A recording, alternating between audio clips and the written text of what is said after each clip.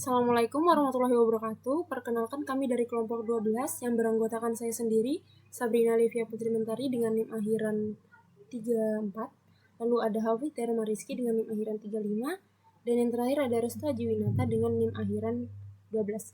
Di sini kelompok kami membuat sebuah program PBO yang berjudul Coffee Shop, yang dimana coffee shop ini menyimpan data-data pelanggan dari nama, nomor meja, apa yang dibeli, dan berapa jumlah yang dibeli. Oke, di sini saya akan menjelaskan tentang bagian import. Bagian import di sini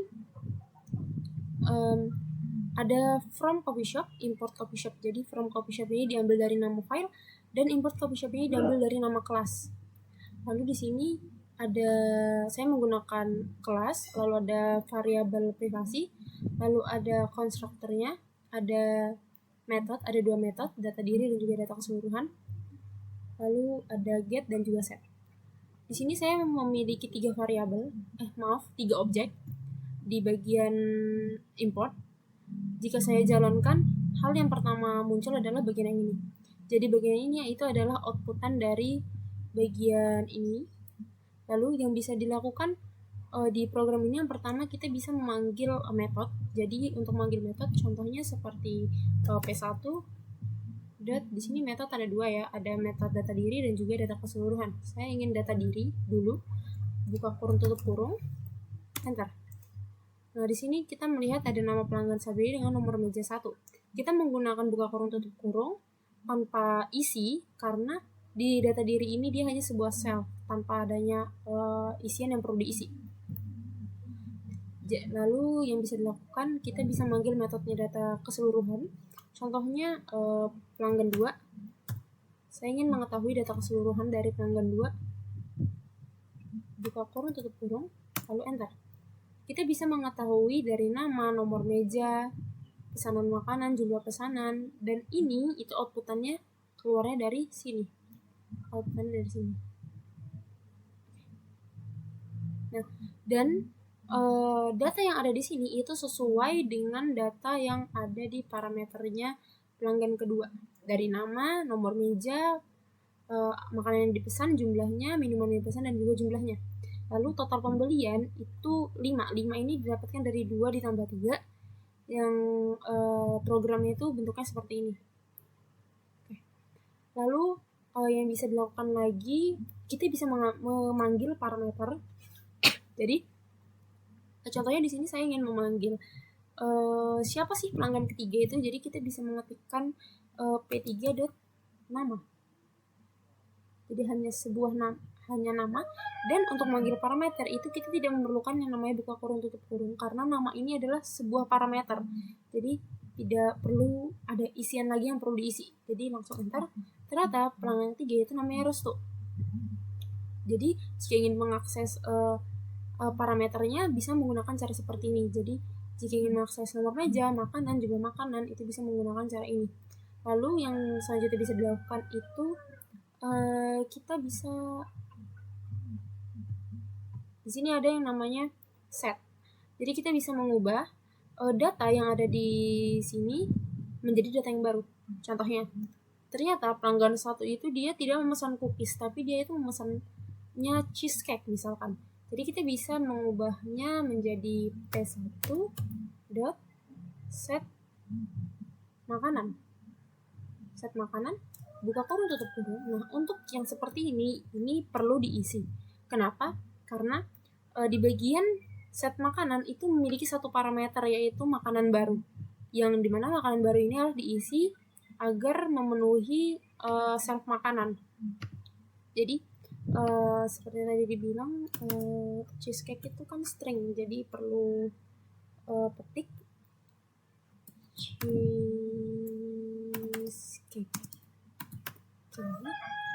Lalu tinggal kita enter, lalu kita bisa melihat p1.makanan. Makanannya sudah berubah jadi cheesecake. Yang awalnya tadi cookies, dia berubah jadi cheesecake. Untuk lebih konkret lagi, kita bisa lihat di p1. Data keseluruhan. Nah, kita lihat apakah sudah berubah atau belum. Oke, di sini di sini pesanan makanan yang tadi awalnya cookies itu sudah berubah di sini menjadi cheesecake. Jadi itu fungsinya set. Jadi set itu mengubah data yang ada di dalam parameter. Lalu selain set ada yang namanya get. Get itu untuk mengakses variabel privasi. Contohnya tadi kan ada variabel privacy, priv. Nah, variabel priv ini berisi tentang username dan juga kata sandi dari akunnya coffee shop. Nah, semisal jika pelanggan 2 ingin mengakses p2.get akun ya, get akun, buka kurung tutup kurung, enter. Kita disuruh untuk memasukkan kata sandi. Di sini kata sandi yang saya setting itu adalah triple satu nih, triple satu. Jadi jika dia benar masukkannya 111, maka kita akan mendapatkan username dan juga kata sandinya. Beda jika pelanggan 2 misalnya dia tidak mengetahui kata sandinya, kita buka kurung tutup kurung, lalu kita disuruh masukkan kata sandi, misalkan 123, maka output yang keluar adalah Anda tidak memiliki akses. Karena mengapa output ini yang keluar? Karena dia tidak memenuhi bagian pertama, jadi jatuhnya ke bagian else. Oke, yang selain itu sudah method, parameter, set. Oh, kita bisa menambahkan objek. Jadi contohnya di sini kan saya sudah memiliki 3 objek, P1, P2 dan juga P3. Saya ingin menambahkan pelanggan keempat. Kita bisa mengetikkan pelanggan keempat sama dengan kita masukkan nama kelasnya coffee shop, lalu kita buka kurung. Nah, di sini itu kita disuruh untuk memasukkan parameter-parameternya. Jadi dari nama, misal namanya itu baik, lalu nomor mejanya 4, makanan yang dipesan misalnya cookies, maaf,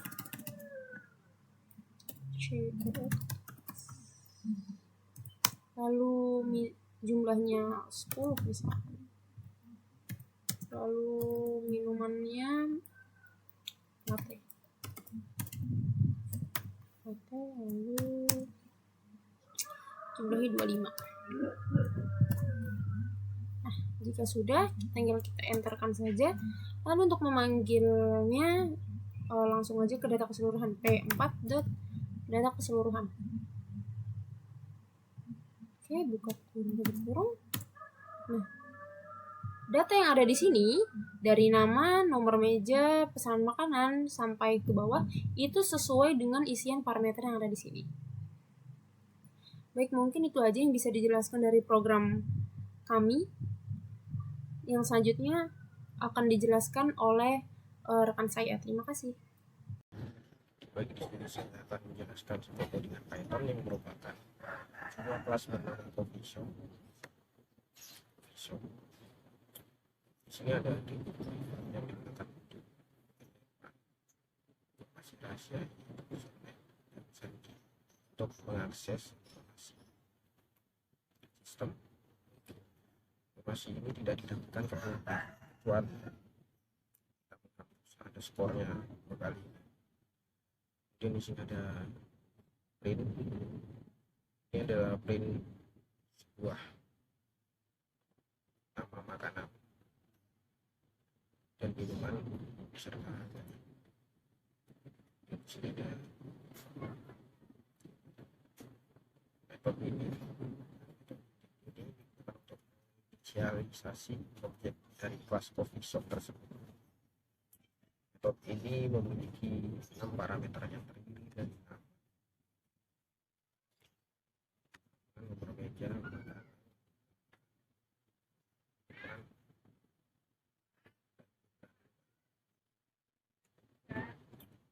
dan digunakan untuk menyimpan informasi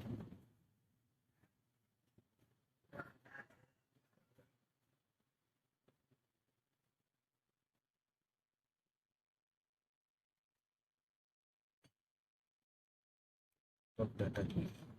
Data diri ini digunakan untuk menampilkan informasi tentang pelanggan, yaitu nama,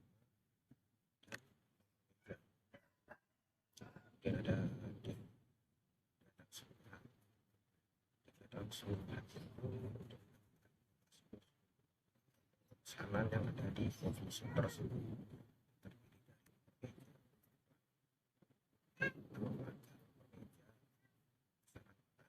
Jumlah pesanan, pesanan minuman, jumlah pesanan, dan total pembelian. Saya Hafitar Mariski. Di sini saya akan memberikan presentasi dari teman saya. Di sini ada dev get akun atau fungsi dev akun. Di dalam dev akun memiliki objek self access. Di sini integer input memasukkan kata sandi. Jika self access satu-satu, maka nilai akan dikembalikan ke self read. Jika kata sandinya salah, maka akan ditampilkan Anda tidak memiliki akses. Di sini ada dev set nama. Metode ini mengambil satu parameter dari nama baru dan mengatur nilai variabel anggota save nama menjadi nilai parameter yang diberikan. Di sini ada dev set meja. Di metode ini mirip dengan metode set nama, tetapi mengatur nilai variabel anggota save meja dari nilai variabel anggota save meja dengan nilai variabel yang diberikan. Di sini ada dev set makan. Metode ini mengambil satu parameter makanan baru dan mengatur nilai variabel anggota save makanan menjadi nilai parameter yang diberikan. Di sini ada dev set jumlah makanan. Metode ini mirip dengan metode set makan, tapi mengatur nilai anggota set jumlah makanan menjadi nilai parameter yang diberikan. Di sini ada juga dev set minuman. Metode ini mengambil satu parameter minuman baru menjadi nilai variabel anggota self minuman dan menjadi nilai dari parameter yang diberikan. Terakhir ada dev set jumlah minuman. Metode ini mirip dengan set minuman, tetapi mengatur nilai variabel anggota set self jumlah minuman menjadi nilai parameter yang diberikan. Sekian dari kelompok kami, kurang lebih yang mohon dimaafkan. Wassalamualaikum warahmatullahi wabarakatuh.